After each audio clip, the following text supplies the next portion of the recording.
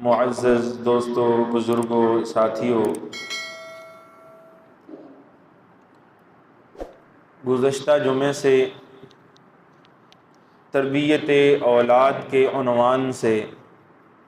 آپ کے سامنے گفتگو ہو رہی ہے۔ ایک تو تربیت اولاد کی اہمیت اور ضرورت وہ گزشتہ جمعہ کی نشست میں ہمارے سامنے آئی۔ دوسرا جو اس کے چند اصول اور ضابطے ہیں جن کی طرف ہماری شریعت، ہمارا دین ہماری رہنمائی کرتا ہے، ان میں سے ایک اصول اور ایک ضابطہ وہ آپ کے سامنے بیان کیا تھا کہ جب ہم اپنے بچوں کے رشتے کریں تو اس وقت دین کو ملحوظ خاطر رکھتے ہوئے دین کو مقدم رکھیں۔ رسول اللہ صلی اللہ علیہ وسلم کی حدیث مبارکہ میں حضور نے 4 وجوہات بیان فرمائی ہیں جس کی بنیاد پر کوئی بھی رشتہ کہیں کیا جاتا ہے۔ فرمایا کہ پہلی وجہ تو یہ ہوتی ہے کہ حسب نسب کی وجہ سے کہیں رشتہ طے کیا جاتا ہے، خاندان اونچا ہوتا ہے۔ دوسرا فرمایا کہ مال کی وجہ سے رشتہ کیا جا رہا ہوتا ہے کہ جو رشتہ مل رہا ہوتا ہے وہ مالدار ہوتا ہے۔ اور فرمایا کہ کبھی ایسا بھی ہوتا ہے کہ حسن کی وجہ سے، خوبصورتی، جمال کی وجہ سے کہیں رشتہ طے کیا جا رہا ہوتا ہے۔ تو فرمایا کہ تم دین کو ملحوظ خاطر رکھتے ہوئے دین کو مقدم رکھو اور اپنے آپ کو کامیاب کر لو۔ جب دین کو بنیاد بناؤ گے تو اللہ تعالیٰ ان رشتوں کے اندر اخلاص پیدا فرمائیں گے، اللہ تعالیٰ ان رشتوں کے اندر برکات نصیب فرما دیں گے۔ تو معزز سامعین، رشتہ داری جب جوڑنی ہے تو اس میں ہم نے نہ تو مال و دولت دیکھنا ہے، نہ ہی حسب نسب، جاہ و حشم دیکھنا ہے، اور نہ ہی حسن دیکھنا ہے، اس لیے کہ یہ جتنے عوارض ہیں، یہ جتنی علتیں ہیں، یہ ساری کی ساری عارضی ہیں۔ مال و دولت ہے، حسب نسب ہے، حسن ہے، یہ ایک نہ ایک دن جو ہے وہ زوال پذیر ہونے والا ہے۔ لیکن دینداری اگر ملحوظ خاطر رہے گی تو پھر جہاں پہ دینداری ہوتی ہے تو دینداری کا مطلب ہی للہیت ہے، دینداری کا معنی ہی خشیت الہی ہے، اور یہ ایک ایسی چیز ہے جو اس رشتے میں نبھا کا ایک بہت بڑا ذریعہ بنے گی، اور اولاد ہمیشہ جو ہے وہ خوش و خرم رہے گی۔ اس لیے کہ جب اللہ کا خوف دل میں ہوتا ہے تو نہ خاوند اس دینداری کی وجہ سے اپنی بیوی پر ظلم کرے گا اور نہ ہی بیوی اپنے خاوند کی نافرمانی کرے گی، اور نتیجہ کیا نکلے گا کہ خوش و خرم زندگی بسر ہوگی۔ اور کوئی بھی رشتہ ہو تو بنیادی دعا تو یہی کی جاتی ہے کہ اللہ تعالیٰ ان کو خوشیاں عطا فرما دے، اور یہ خوشیوں کی کنجی رسول اللہ صلی اللہ علیہ وسلم نے اس حدیث مبارکہ میں ہمارے ہاتھ میں تھما دی ہے۔ اور وہ بھائی کیا ہے، ذرا ایک دفعہ بول کے بتائیں گے کہ یہ کنجی کون سی ہے؟ کہ جب ہم نے رشتہ طے کرنا ہے تو کس چیز کو ہم نے دیکھنا ہے؟ دینداری کو دیکھنا ہے، کہ اگر لڑکے کے ساتھ رشتہ طے کیا جا رہا ہے تو دینداری میں اس کا معیار کیا ہے، اگر بچی کا رشتہ طے کیا جا رہا ہے، کوئی بچی لی جا رہی ہے، تو دینداری میں اس کا معیار کیا ہے۔ ہم نے یہ جو ہے وہ معیارات اپنے سیدھے کرنے ہیں، زاویے درست کرنے ہیں۔ تو معزز سامعین، یہ اصول تو گزشتہ جمعے میں ہمارے سامنے آ چکا تھا۔ چند اصول اور بھی ہیں کہ جو اسلام دین جن کی طرف ہماری رہنمائی کرتا ہے، ان میں سے ایک تو یہ ہے کہ بچوں کو ابتدا ہی سے نماز کی ترغیب دی جائے، بچوں کو ابتدا ہی سے نماز کی ترغیب دی جائے۔ رسول اللہ صلی اللہ تعالی علیہ وسلم نے ارشاد فرمایا، مروا اولادکم بالصلاۃ وہم ابناء 7 سنین، کہ جب تمہاری اولادیں 7 سال کی عمر کو پہنچ جائیں تو ان کو نماز کا حکم دو، ان کو نماز کی تلقین کرو۔ اور فرمایا وَضْرِبُوهُمْ عَلَيْهَا وَهُمْ أَبْنَاءُ 10 سِنِينَ، اور اگر 10 سال کے ہو کر نمازیں نہ پڑھیں تو پھر ان کی پٹائی بھی کر سکتے ہو، پھر ان کو مار بھی سکتے ہو، اور زجر اور جو ہے وہ سختی کر کے ان کو نماز کی ترغیب دی جائے۔ اور فرمایا کہ جب 10 سال کو پہنچ جائیں تو دوسرا کام یہ کرنا ہے کہ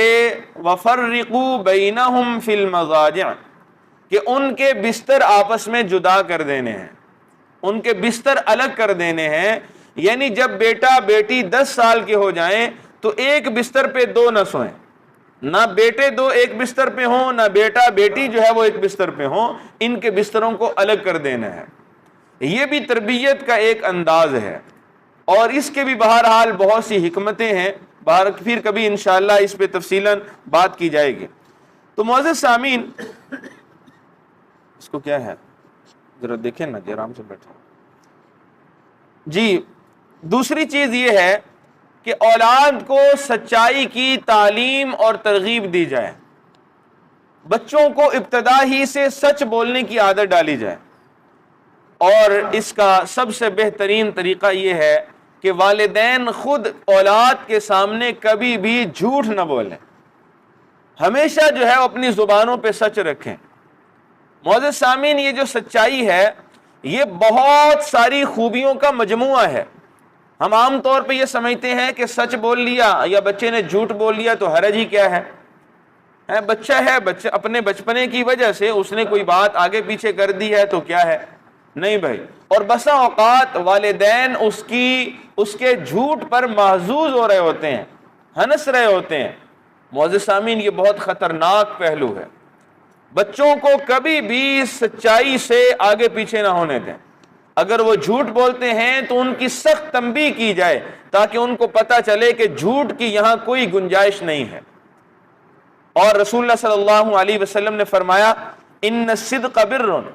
وان البر یہدی الی الجنہ، کہ بے شک سچائی یہ نیکی ہے اور ہر نیکی جنت کی طرف لے کر جانے والی ہے۔ اور فرمایا وان الکذب فجور،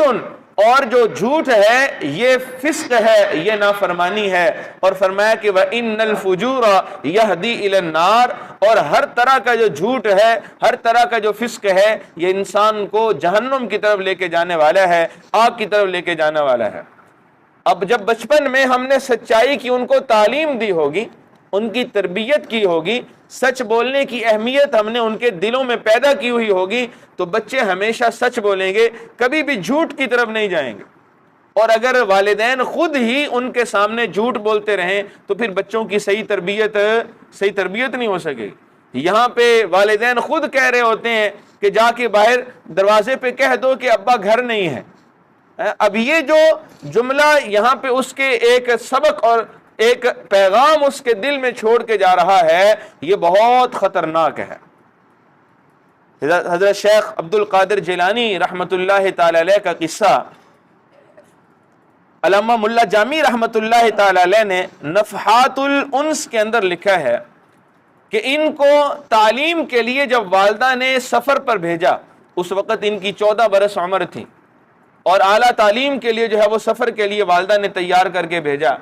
جو دراہم تھے وہ ان کے کرتے کی اندرونی جانب میں سی دیے تھے کہ باہر سے بالکل نظر نہیں آتے تھے، پتہ نہیں چلتا تھا کچھ ہے یا نہیں ہے۔ تو راستے میں بیابان جنگلات میں راہزنوں نے قافلے کو روکا اور لوٹنا شروع کر دیے۔ لوٹتے لوٹتے جب ایک راہزن اور ڈکیت ان تک پہنچا تو پوچھا ہاں بھی بچے تیرے پاس تو نہیں کچھ؟ جب سوال کیا تو انہوں نے جو ہے وہ اس بات میں سر ہلا دیا، جی بالکل میرے پاس جو ہے وہ دراہم موجود ہیں۔ انہوں نے ہاتھ تلاشی لی، بظاہر کوئی انہوں نے کہا کہ آپ جھوٹ بولتے ہو؟ نہیں، فرمایا کہ نہیں میں سچ کہتا ہوں، میرے پاس دراہم موجود ہیں۔ اور پھر انہوں نے بتایا کہ یہاں پہ ہیں۔ اب جو ہے وہ ان کی بات سے متاثر ہو کر وہ ڈکیت اپنے سردار کے پاس ان کو لے کر گیا اور کہا کہ عجیب معاملہ ہے، میں نے پوچھا کہ کچھ ہے، انہوں نے کہا بالکل دراہم ہے، میں نے تلاشی لی تو نہیں نکلے، اور پھر میں نے کہا کہ آپ جھوٹ بولتے ہو، انہوں نے کہا نہیں میں سچ بولتا ہوں کہ میرے پاس دراہم ہے، اور خود ہی نکال کے جو ہے وہ مجھے دے دیے۔ تو ڈاکوؤں کے سردار نے ان سے پوچھا کہ بچے آپ کو بتانے کی کیا ضرورت تھی؟ انہوں نے کہا کہ انہوں نے مجھ سے پوچھا اور گھر سے چلتے ہوئے میری ماں نے مجھے نصیحت کی ہے کہ علم کے سفر میں جا رہے ہو، جھوٹ سے پرہیز کرنی، ہمیشہ سچ بولنا ہے۔ اس لیے ماں کی تربیت اور ان کا حکم تھا، اس کے لیے میں نے جو ہے اس وجہ سے سچ بولا کہ میرے پاس دراہم موجود ہیں۔ اب ڈاکو کے دل پر یہ بات اثر پذیر ہوئی، اور شیخ عبد القادر کی زبان سے نکلنے والے جملے تھے، اثر کیوں نہ کرتے۔ معزز سامعین، اس نے جو ہے وہ اپنے باقی راہزنوں کو جمع کیا اور کہا کہ دیکھو کہ ہم جو ہے وہ اس مالک کے پیدا کیے ہوئے بندے ہیں، اور یہ اپنی ماں کا کہنا اس قدر مان رہا ہے، اتنی فرما برداری کر رہا ہے، اس بچے نے یہ نہیں دیکھا کہ میرا نقصان ہو رہا ہے، میرا مال مجھ سے چھن جائے گا، بلکہ والدہ کے حکم کی اتباع کرتے ہوئے سچ بولا ہے، نقصان برداشت کر لیا لیکن والدہ کی نافرمانی نہیں کی ہے۔ ہم کب سے اس مالک کی نافرمانی میں لگے ہوئے ہیں، وہیں پر جو ہے وہ سب کے سب راہزنوں نے مال سارے کا سارا قافلے والوں کو واپس کیا اور اللہ تعالیٰ کے سامنے توبہ طائب ہو گئے۔ جب بچوں کو ہم اس طریقے سے سچ کی تعلیم دیں گے، سچائی کی تربیت کریں گے، خدا کی قسم وہ معاشرے کے آمد جو ہے وہ افراد بن کر ابھریں گے، لوگ ان کو دیکھتے ہوئے اپنی زندگیاں بدلیں گے، اور بچے کے اندر جو ہے وہ ایک انقلابی تبدیلی آنا شروع ہو جائے گی۔ اس لیے معزز سامعین، دوسرا اصول اور ضابطہ یہ ہے کہ بچوں کے سامنے ہمیشہ سچ بولا جائے اور ان کو سچائی کی تربیت دی جائے، اور اگر ان کا جھوٹ پکڑا جاتا ہے تو سخت تنبیہ کی جائے تاکہ ان کو یہ احساس ہو کہ یہاں پہ جھوٹ کی کوئی گنجائش نہیں ہے۔ اسی طرح معزز سامعین، علماء نے ایک یہ بھی لکھا ہے کہ نیک لوگوں کی صحبتوں میں بچوں کو رکھنا چاہیے۔ اللہ تعالیٰ نے قرآن حکیم میں خود ارشاد فرمایا ہے، اور یہ حکم بڑوں کے لیے بھی ہے، لیکن بچے چونکہ جو ہے وہ کورے کاغذ کی مانند ہوتے ہیں، ان پر جو نقش کر دیا جائے وہی منقش ہو جایا کرتا ہے، اس لیے اگر ابتدا ہی سے ان کی صحبت اچھی ہوگی تو ان پر اچھے اثرات مرتب ہوں گے، اور وہ جو ہے وہ مرتے دم تک ان چیزوں کو ہمیشہ اپنے ساتھ رکھیں گے۔ اب اللہ تعالیٰ کیا فرماتے ہیں؟ یا ایھا الذین آمنوا اتقوا اللہ وکونوا مع الصادقین، اے ایمان والو، ایک تو اللہ سے ڈرتے رہو، اور دوسرا یہ کیا کرو کہ نیک لوگوں کے ساتھ، سچے لوگوں کے ساتھ، متقی لوگوں کے ساتھ رہا کرو، یعنی اپنی صحبت اچھی کرو۔ صحبت کا اثر ہوتا ہے بھائی، گہرا اثر انسان کی زندگی پر ہوتا ہے، اور اگر ہم بچوں کو نیک لوگوں کی صحبت میں جو ہے وہ رکھیں گے، گھر کے اندر کوئی بزرگ ہے اس کی صحبت میں اس کو زیادہ تر جو ہے وہ رکھا جائے، اسی طرح علماء کے پاس ان کو زیادہ سے زیادہ بھیجا جائے، ائمہ حضرات کے پاس، اور جو ہے وہ نیک لوگوں کی مجالس میں زیادہ سے زیادہ بچوں کو لے کر جانا چاہیے، خود بھی جائیں، اس لیے کہ ہم میں سے کوئی بھی ان تمام چیزوں سے غنی نہیں ہے، بے نیاز نہیں ہے، ہر ایک ان چیزوں کا محتاج ہے، ہر ایک کو تربیت کی ضرورت ہے، اگرچہ عمر کے کسی بھی حصے میں ہو۔ حضرت مفتی شفیع عثمانی رحمت اللہ تعالی علیہ، حضرت مفتی تقی عثمانی دامت برکاتہم کے والد صاحب، معارف القرآن کے مصنف اور مفتی اعظم کا لقب پانے والے، اور دارالعلوم دیوبند کے مفتی اعظم تھے، صدر مفتی تھے۔ دارالعلوم دیوبند جو ہندوستان میں ہے، تب تک وہاں سے کوئی فتویٰ جاری نہیں ہو سکتا تھا جب تک اس فتوے پر حضرت مفتی شفیع عثمانی رحمت اللہ تعالی علیہ کے دستخط اور مہر نہیں لگ جایا کرتی تھی۔ آپ اندازہ لگائیے کہ کتنے بڑے عالم تھے۔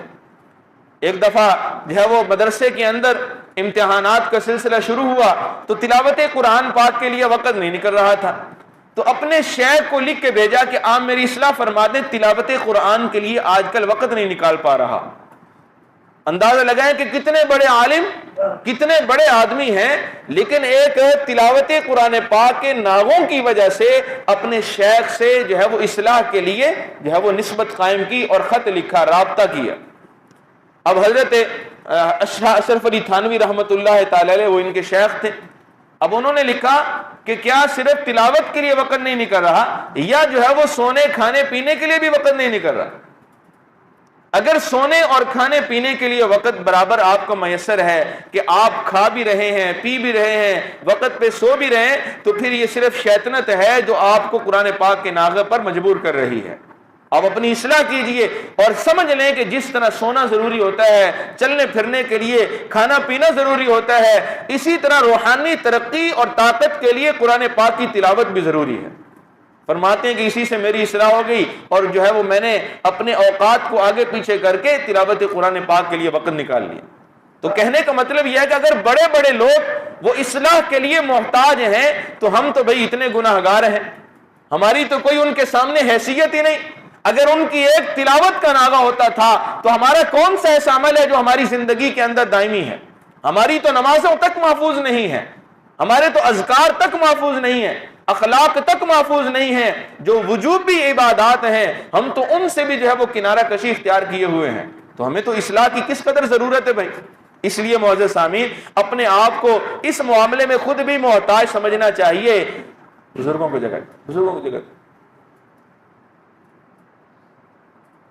اٹھ کے بٹھائیں گے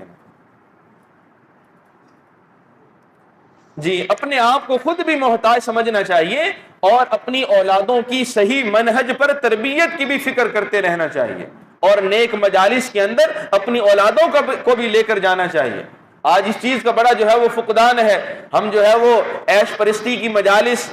شادی بیاہ کی وہ مجالس جہاں پہ جو ہے وہ ڈھول باجا ہو، جہاں پہ جو ہے وہ خرافات ہوں، بدعات و رسومات ہوں، اپنے بچوں کو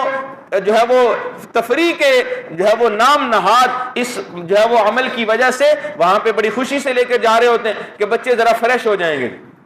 اور جہاں پر نیک لوگوں کی آمد و رفت ہو، نیک لوگوں کا آنا جانا ہو، وہاں پہ جو ہے وہ نہ تو خود جانے کی ضرورت محسوس کرتے ہیں اور نہ ہی بچوں کے لیے ضرورت محسوس کی جاتی ہے بھائی۔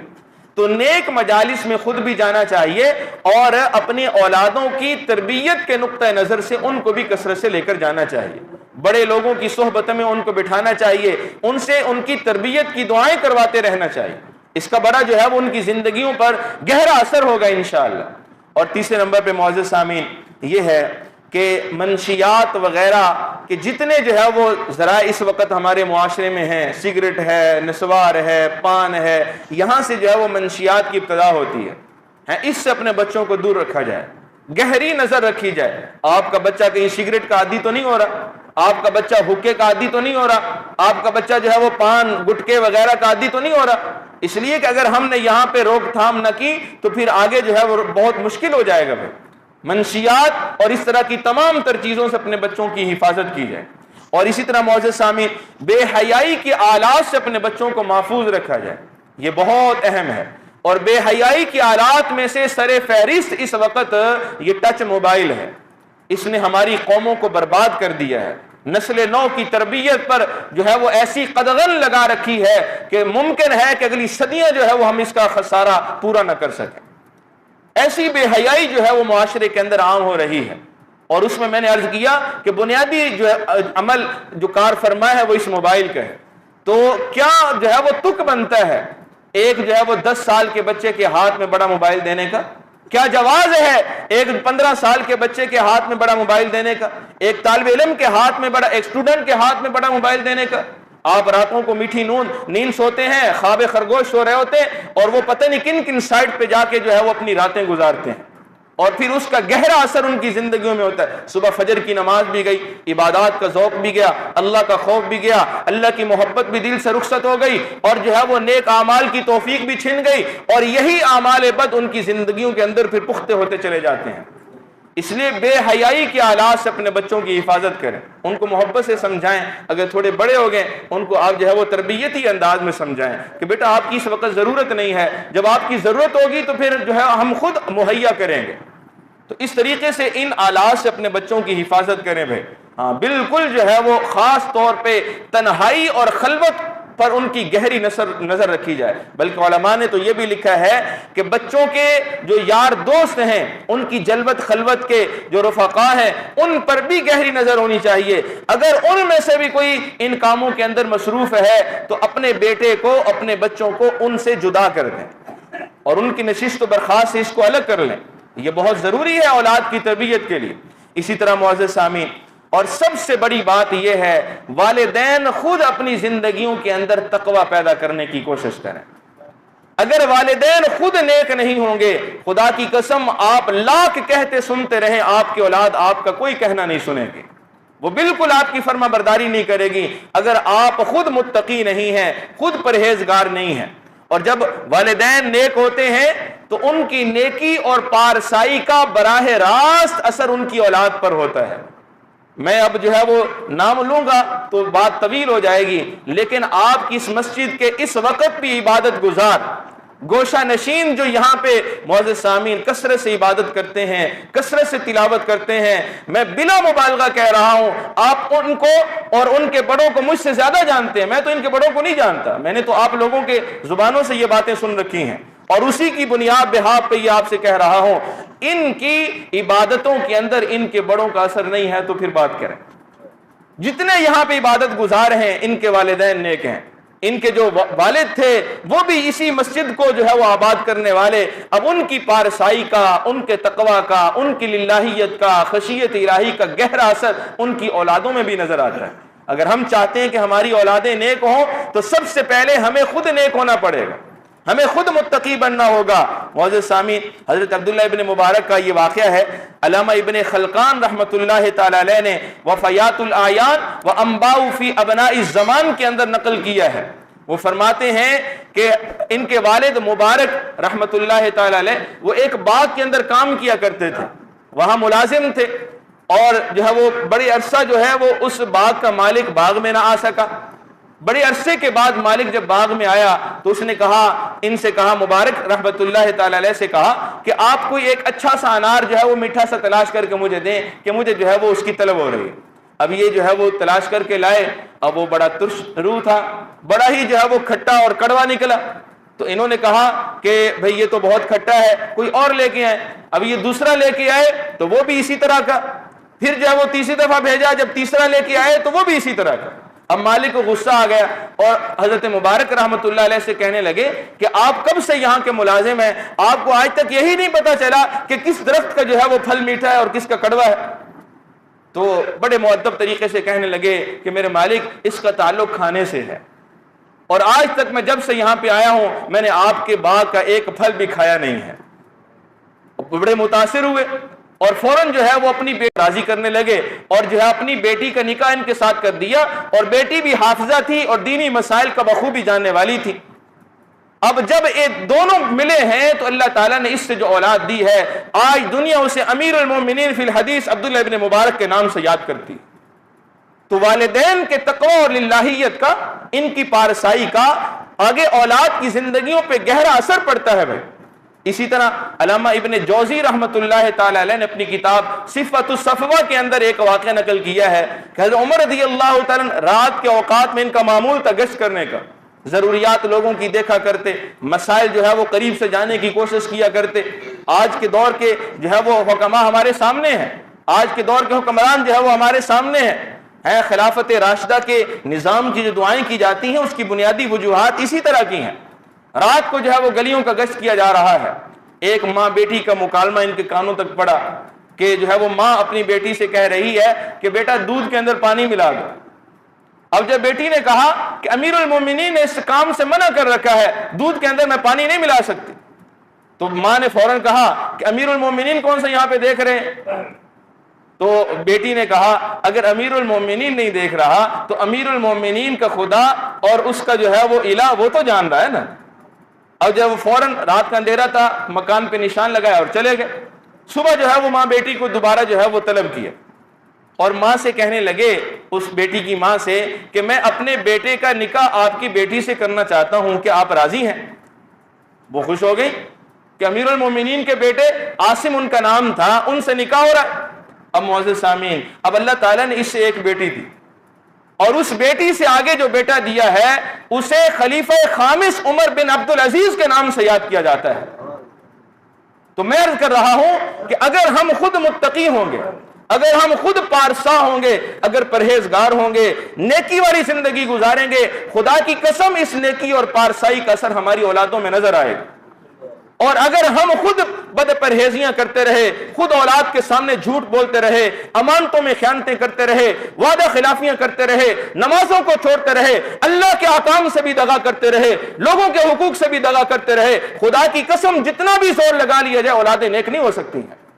اس لیے معزز سامعین، تربیت اولاد کا آخری اصول جو میں آپ کے سامنے عرض کر رہا ہوں کہ اپنی زندگیوں کو تقوی سے لبریز کر لیجئے، تقوی سے معمور کر لیجئے، للہیت سے معمور کر لیجئے، اللہ کی محبت سے معمور کر لیجئے۔ خدا کی قسم جب والدین اس طریقے سے نیک ہو جاتے ہیں تو اولادوں کے اندر نیکی کا اثر ضرور ظاہر ہوتا ہے۔ اللہ تعالیٰ سے دعا ہے اللہ تعالیٰ نسل نو کی جو ہے وہ تربیت کی ہمیں توفیق عطا فرمائے، اور اس کی فکر میں جتنے کار فرما عوامل ہیں ان کو